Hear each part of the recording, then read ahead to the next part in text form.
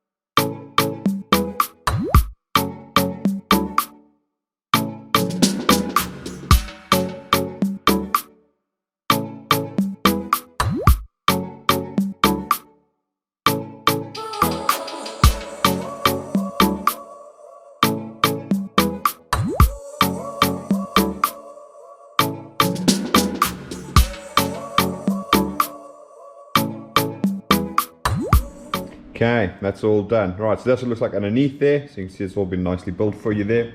Right, so what we're going to do is, starting from this side over here, we've obviously got your ECU, which just plugs in over there. We've got the plugs that go to the fuse box. So we've got two here that come from the harness. We've got two over there that basically just go to these two body plugs over here. Coming out the fuse box, we've got the one customer plug and the other customer plug there. This is the one that's got all your shifter wiring in, and the other three are shifter related. We'll go through that in a second. There's the welcome pack explaining what everything does. This is your main one. You've got your 6 wires for your pedal, and your pedal is already fully wired in, and this is the pedal that you're going to be supplied with, so it's all ready to be plugged in, and away you go. You've got the OBD2 connector in this one as well, so you can do full onboard diagnostics with that one.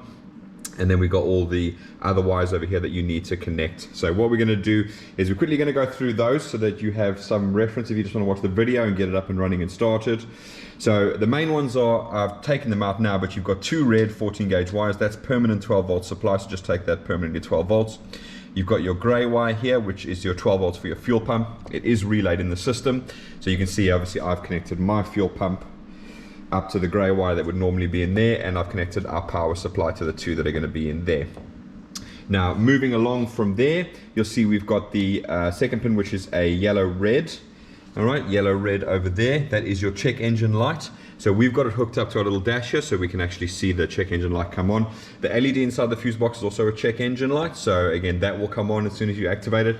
We do that so that you can actually see the ECU and everything is turning on if you haven't wired up all of these ancillary devices like the check engine light. Okay, moving along next, we're going to have the yellow, and that's plugged into our little cluster here because that is your tacho output, so we're going to use that to make sure that works and you get that through over there.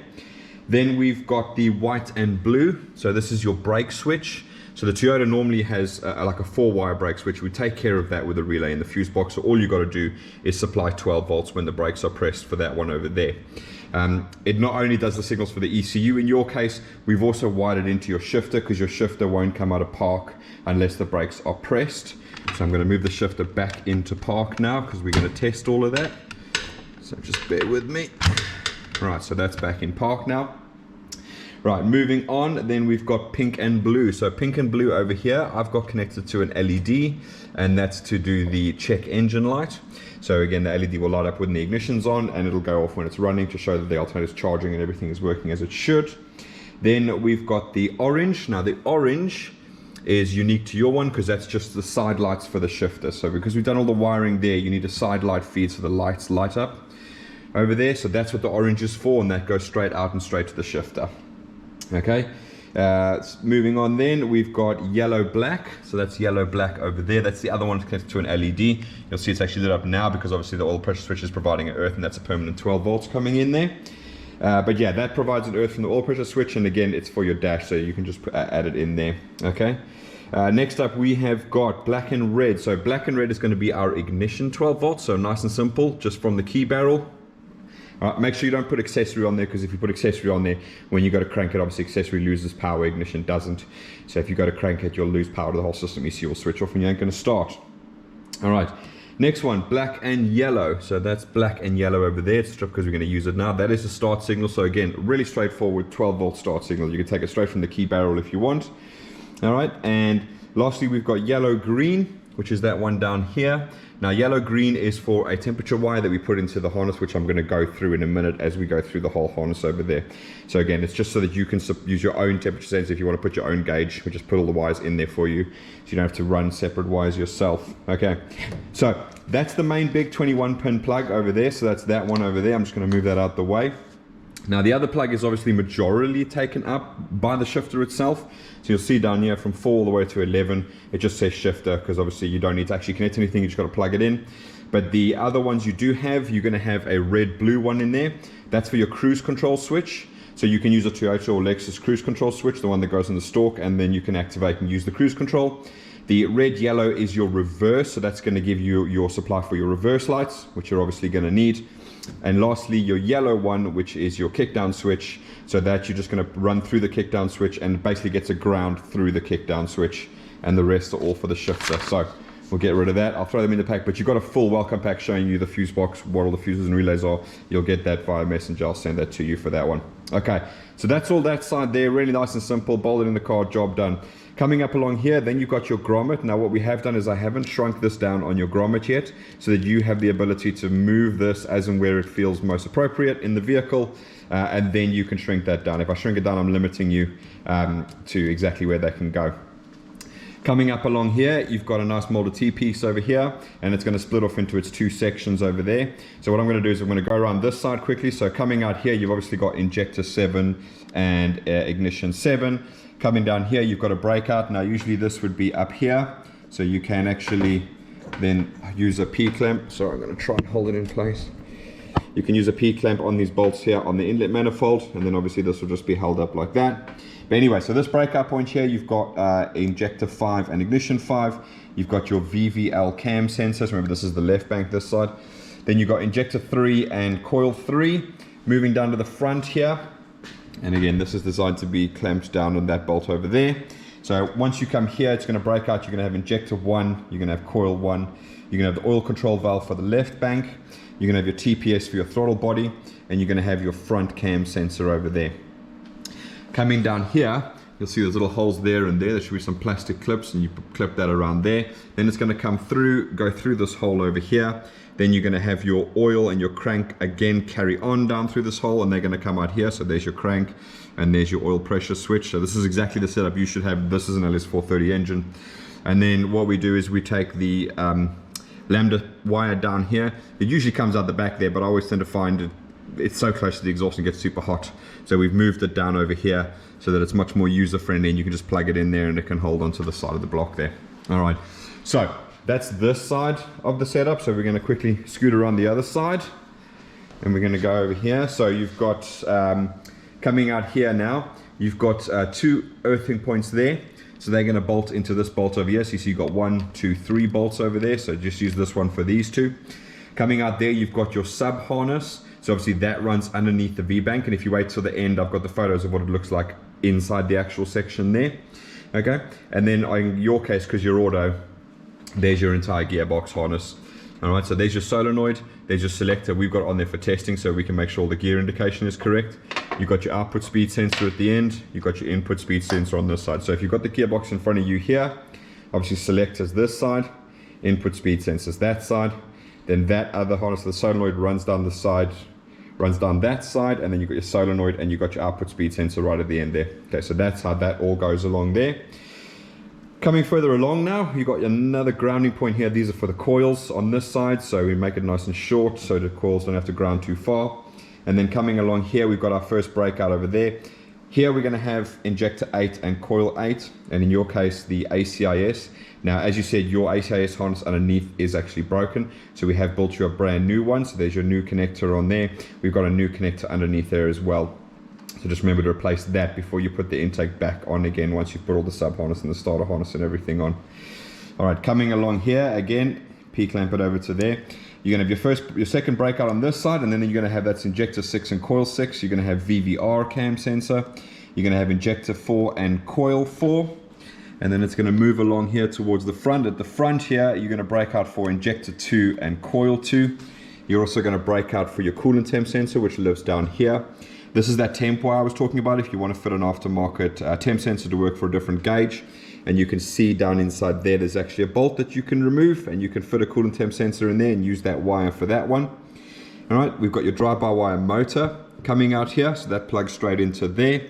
We've got your MAF sensor, which comes out there, and obviously there's the MAF you should have with your engine. And then also coming out here, you've got your oil control valve on this side over here. What you can see coming down here is going to run down the side of the engine there. You can see you've got a little sort of mounting point there. You can hold that over there, and that's going to come off, and that's going to go to your alternator, and then lastly to your lambda sensor over here. Okay, so you're only using these two lambda sensors. You're not using the secondary ones. We've mapped all of that stuff out, so you're just using these ones because they're used for fueling. Okay, so that's the entire harness. That's where everything goes, and as you've noticed, everything is labeled for you. So obviously it's nice and easy to work with, and you shouldn't make any mistakes because obviously everything is labeled and you know exactly what goes where. Just remember on these 1, 3, 5, 7, 2, 4, 6, 8. Good with that? Then you should be good to rock and roll. All right, so what are we going to be testing today? Number one, we're going to be testing the dash lights, and what I mean by that is things like the check engine light, the oil light, the alternator light, making sure those all work as they should. Then what we're going to do is I've already plugged in my diagnostics machine, so we're just going to go through that, show that that's working, show that's reading through the OBD2 machine. We'll be looking at all the live data and doing some other testing on that as well. So what we'll move on to there is our gear selector. So that's this thing over here that's on the side of the gearbox there. So what we're going to do is we're going to move through the gears as though you had a shifter attached, and we're going to see that live data appear here, and it's going to tell us in park, reverse, neutral, drive, 3, 2. And then what we're going to do is we're going to use the shifter, because obviously 4 and L are micro switches built in the shifter, and because we've done all the wiring for you, we're actually physically going to move this down as we go along down, and we're actually going to see that when we move it sideways, 4 is going to activate, and at the bottom here when we move to L, L is going to activate at the same time. So it's kind of, we can sort of switch between the two of them like that. And then obviously we've got shifter wiring, so that's going to also include not only the fact that the 4 and the L work. We're going to show that when you connect the brake switch, that the P, it'll come out of P. So remember, these have like a little solenoid in that obviously if you don't press the brakes, you can't get out of P. That's what the shift lock override button is for. You can press that and get out of P in the event that something goes wrong with your brake light switch. Okay, so that's, we're going to test that. Then we're going to test the fuel pump, because obviously I can use my machine here. So in your case, the fuel pump is controlled via the ECU. I do have a really nice video on how the fuel pump system works. So it'll tell you things like that they don't prime, they only activate when it has a starter signal. So when I crank the starter signal, they'll actually cause the fuel pump to run, and the fuel pump will keep running as long as the engine is turning. Okay, it's got a crank signal. All right, so just be aware that it doesn't prime. If you plug it all in and you don't get a prime, that's completely normal. That's how Toyota work. They run a deadhead system, and in the system they got a non-return valve of the fuel pump in the tank. So obviously this pressure would maintain overnight. So you can see here I've still got pressure in the rail because these are fuel pulsation dampers. And you can see these screws are going up. When I kill the engine, what I'll do is I'll disconnect the fuel pump, and you'll see that these screws go all the way in. That'll show you haven't got fuel pressure. What I'm using here is actually just a VW 4-bar fuel filter with a built-in regulator. And this maintains pressure as well. I could leave this literally all night, come back in the morning, and there's still pressure in there. So again, if you're short of a filter or you want a nice easy solution, that's one way to go. Also BMW do exactly the same thing. Nice and easy. All right, so once we've done that, then what we're going to do is we're going to run and do the starter. So what I am going to show you is obviously it is an auto. it will not start unless it's in park or neutral, exactly like I would in the normal car. So we'll go through that at the beginning there. Then what we're going to do is fire it up. Once we fire it up, we're going to look at this, which is the ACIS valve. Now that shuts down. Again, if you want to know what this all is, I've got a nice video on ACIS, how it is, what it works, and what it looks like inside the inlet manifold. So again, just take through and get through our videos and you'll find it there. All right. Then we're going to test the drive-by-wire. That means basically revving it. So we're going to show that the pedal works, because as you can see, it's a fully drive-by-wire system. There's no cables or anything on there. So as long as she revs when I do that, we're all good. Then we're going to use the diagnostic machine to test the VVT-i solenoid. So what I'm going to basically do is go into here, test the VVT-i solenoids. You'll see it'll advance the cam massively, so the engine will go all lumpy, and I'll do it on both sides. Okay, so we'll go through that. Then what we're going to do is take a look and make sure we're getting the tach signal coming through there, so we know that all works fine. Then I'm literally going to go around the engine and pull out all the injectors one by one, and that's going to show us that all the cylinders are firing as they should do, and that tests the coils as well. We can't pull the coils out because on a 3UZ system, the moment that the ECU picks up a fault with the coil, it actually kills the injector. So fun fact, if anybody wants to know. So if the coil dies and the ECU picks it up, it does actually kill the injector. And that obviously means that your cylinder's not going to flood. Well, you should mitigate any sort of flooding of the cylinder in the event that the coil were to die. Okay, that's a nice little safety feature there. And then what we're going to do is we're going to go through the codes. So obviously in this case, we don't have a gearbox here. So we're going to get the solenoid codes. That's absolutely no problem at all. What we're looking for is no other codes, and most importantly, no codes for the secondary oxygen sensors. So all we're looking for is solenoid 1, 2, 3, 4, and we're looking for SLU, SLN, and SLT. Those are the only codes that should be appearing on the diagnostic machine here, and that's because that's not plugged in over there. All right. So what we're going to do now is we're going to fire the ignition on. We're going to start with the dash lights over there. Obviously, I've got oil light over here, so I know that works. So as soon as I put the ignition on, we should have the LED come on. Check engine light on there, alternator light on there. So nice and simple. Simple when you've got two hands.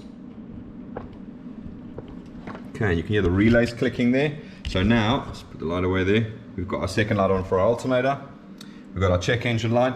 We've got our LED on the fuse box there. So absolutely happy with that. I'm just going to go over to the machine and press OK. Right, so OBD2, well, we're going to do that next anyway. So this is communicating here, so I'm just going to move this light away. I'm just going to go into System, Function, and System Select, just so you can see there it is picking up LS430. Okay, go back into Engine and ECT. You can see it is actually definitely connected. And what we're going to do is go into Data List now. And you're going to see we're going to have all the data there of what's currently there. So there we got coolant temp 58 degrees. Obviously I've started and tested everything first. Intake air temp 20, throttle 15%. And if I go and move the pedal, there you go, you see the throttle position moving up. So that's all fine. Okay. All right, so what we're going to do now is we're going to go over to the gear selector. Okay. Now, one thing I do want to say is I have done a video. Guys get very confused between the neutral park switch for starting and the gear selector. They are two completely different things and they don't talk to each other at all. So when you look at your shifter over here, these two big wires here at the back, okay, so if I pull that over, see those two big terminals at the back?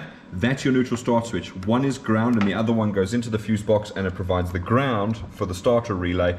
You provide the 12 volts there. So if this isn't in park or neutral, it won't complete that circuit and it will not start the vehicle. All of these other little wires you see in there, that is basically 12 volts coming in, and then you've got park, reverse, neutral, drive, 3 and 2. So remember, mechanically, that's all we've got: park, reverse, neutral, drive, 3 and 2. We're doing 4 and L via micro switches built into the selector. Okay. All right, so first thing that we're going to do is, and the system makes it very confusing because obviously you can see it says park, neutral, park switch. Okay, that's not referring to the one for the actual starter relay, that's just for the vehicle itself. So you can see at the moment that is on. So I'm going to hold the camera here, and then as soon as I flick this little lever, there it goes off. So now we're in reverse, which we'll go down and check earlier, but I'm going to move it over to neutral. And it comes back on again. So that literally is when it's in park or neutral, that activates over there. All right, I'm going to flick it back to reverse. We're going to come down here. And where's all our gears? Right, there you go. Okay, so now you can see that we're in reverse. And actually what I'm going to do is, I'm just going to apply the brake pedal here quickly. I'm going to jump around between these two because they're kind of interlinked there. So what I'm going to do now is I'm going to provide the brake pedal with 12 volts. So just to show you, now you just got to take my word for it, but you'll see that there's actually a lock. There's a lock in here and I cannot move it out of park. Okay, sorry about the camera, this is very difficult single-handedly. Okay, so you can see that I cannot move it out there. So what I'm going to do now is I'm going to get 12 volts to the brake switch. So again, not very easy if you are doing it single-handedly. So you can hear the relay click there. Okay, and now I can actually very easily move it out of park. So there you go.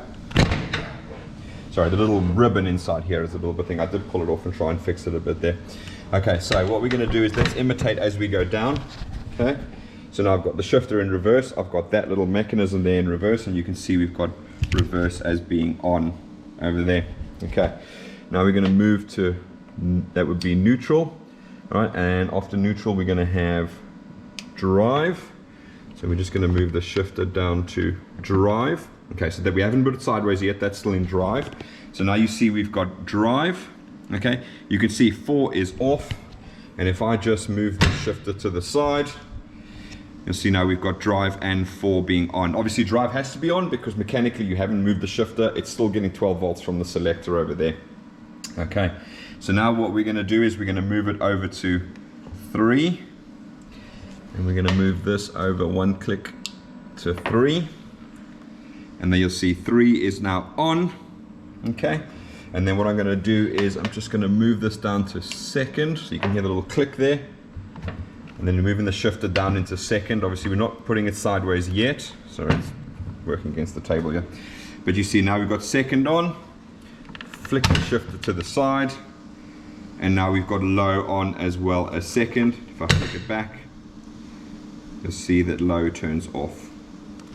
Right, so I'm super happy with that. The brake solenoid is working so that you can get that all out of position when it's actually inside the vehicle. So again, super important to connect the brake switch. If you don't, that's not going to shift and your customer's going to have to keep pressing the button to be really annoyed.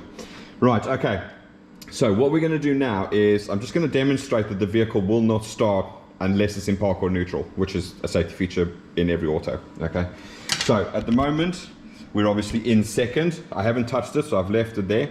So what I'm going to do now is I'm going to take my black with the yellow, I'm going to touch it on the 12 volts, and we get nothing, no starting at all. Okay, I'm going to move this back all the way to the other side. So now she's in park, and now if I touch here, there you go.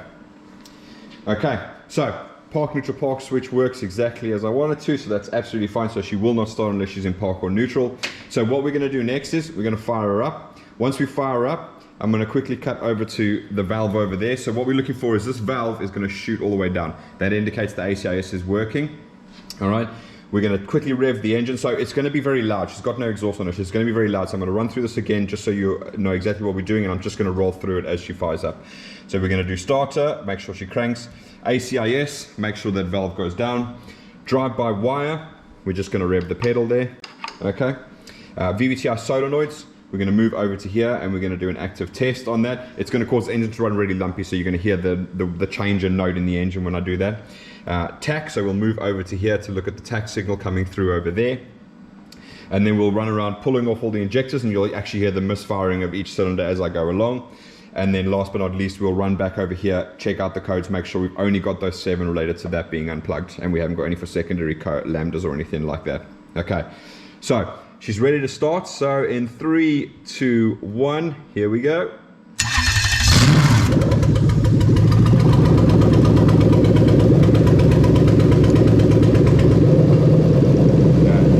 Sorry, the injector's all loose. Right, okay, so the valve has gone down now, so that's good. Okay, we're going to rev the engine. That's all good. Right, now we're going to go and test the VVT-i solenoids.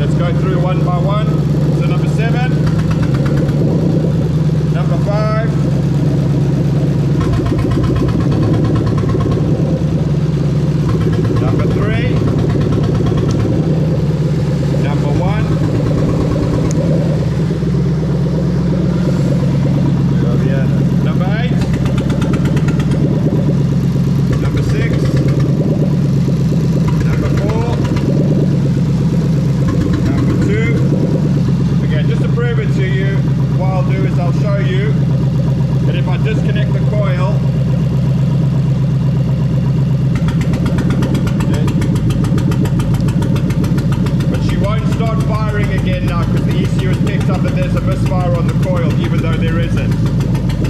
Okay. So I'm just going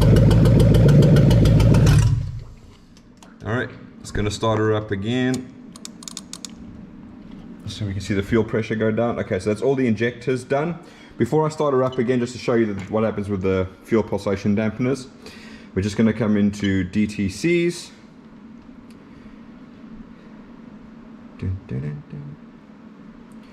Right. Obviously, I've made igniter 8 be a problem. But you see, all we've got is 1, 2, shift solenoid 1, 2, 3, and 4. We've got SLU, SLT, and SLN. So all of those codes are going to go away when we actually plug your gearbox in, because that's all taken care of the solenoid plug there. So all I'm going to do is clear these plugs over here, clear these codes over here, sorry. Okay, that's done. So you see, they pretty much all come straight back away again. All 7 of them come straight back. Okay, so that's absolutely fine. Right. Just going to fire up again so you can actually see what the screws look like when they're down. So that's what they look like when they're up. So they're sort of sitting flush with the top over there. I'm just going to start her up quickly, disconnect the fuel pump, and then we'll go from there and you'll see what they do.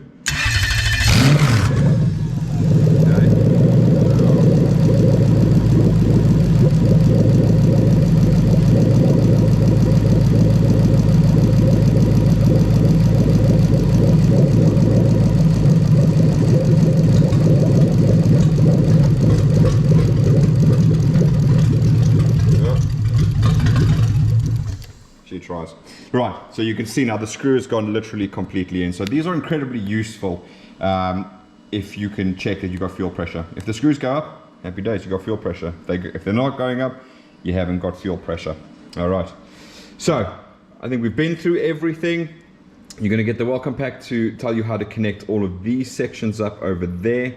You've got all of the shifter wiring already connected, so you just literally have to plug that in. That's a nice long 2-meter section of wire, so it should be more than long enough to reach from sort of, say, you know, where the passenger side is over there, all the way along the center console to reach into there. Your pedal is also 2 meters long, so again, plenty enough to reach over the back of the car to the other side. All right. And obviously we've already spoken, you don't need to do anything fancy with the brake switch, you're just literally applying the 12 volts to there. Everything is taken care of inside here. So the ECU gets its correct signals as it should do, when it should do so. Again, absolutely fine. And like I said, for the cruise control, if you or your customer does want the cruise control, again, because all the brakes and everything are wired up and connected correctly, they all will work as well. You just need to get a cruise control switch from pretty much any Toyota or Lexus. Around the sort of time, sort of 2000 to 2010 possibly, or something like that. It's just a single wire, one side is earth, one side goes to the plug over there, and that's literally it. Then you can use cruise control, and then you just follow the instructions on the buttons themselves, so you can have like start, stop, increase speed, decrease speed, etc. The speed signal is coming from the gearbox to the ECU itself, so that's nothing to worry about there. All you have to basically do is put the switch in and flick it and it'll do its thing. All right. But that's about it. So I'm going to get this all boxed up now. Let's get it over to you so you can get it on your customer's car. And yeah, and for the rest of you guys, thanks for watching. We'll just have the photos now of what the harness looked like before, okay, what he sent us, and obviously what it looks like now, actually on the desk, looking all nice, all the plugs and everything done. But yeah, so thanks for watching, guys, and Joel, we'll get this all off to you. If you have any questions, please give us a shout. I'll throw these in the box, but there's a whole packet I'll send you over Messenger now, and that goes with all of that, tells you everything about that, so that you can leave it with the vehicle, so they'll always know exactly what's what. But yeah, so thanks for watching, Joel. Thanks for watching, everybody else. If you've got any questions, please feel free to send us a message. You can find us at Facebook at Phoenix Engine Management, or you can comment below. We do try and get to as many as we possibly can. But yeah, thanks for watching, guys, and we'll see you again soon. Cheers.